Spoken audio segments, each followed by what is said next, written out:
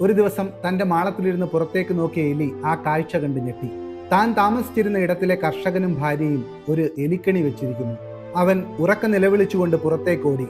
അവിടെയുണ്ടായിരുന്ന കോഴിയോടും ചെമ്മരിയാടിനോടും പശുവിനോടും തന്റെ വിഷമം പറഞ്ഞു. എലിക്കണി വെച്ചിരിക്കുന്നത് തങ്ങളെ ഒരു തരത്തിലും ബാധിക്കില്ലെന്നും അത് എലിയുടെ മാത്രം പ്രശ്നമാണെന്നും പറഞ്ഞ് അവർ അവനെ ഒഴിവാക്കി. അന്നു രാത്രി കെണിയിൽ ഇര കുടുങ്ങിയ ശബ്ദം കേട്ട് കർഷകന്റെ ഭാര്യ അവിടേക്ക് ചെന്നു.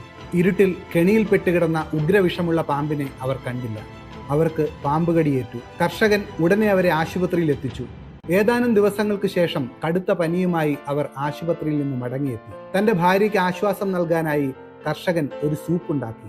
ആ സൂപ്പിലെ പ്രധാന ചേരുവ അവിടുത്തെ കോഴിയായിരുന്നു.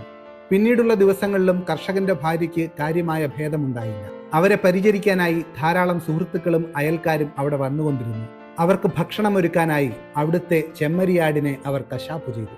ഏതാനും ദിവസങ്ങൾ കഴിഞ്ഞപ്പോൾ കർഷകന്റെ ഭാര്യ മരണപ്പെട്ടു. അവരുടെ മരണാനന്തര ചടങ്ങുകൾക്കായി അവിടുത്തെ പശുവിനെ അറവുശാലയ്ക്ക് വിറ്റു.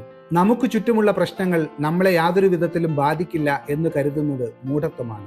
മറ്റുള്ളവരുടെ ദുഃഖത്തിൽ സഹായിക്കാനായില്ലെങ്കിലും അനുകമ്പയോടെ ഒരാശ്വാസവാക്കെങ്കിലും പറയാം.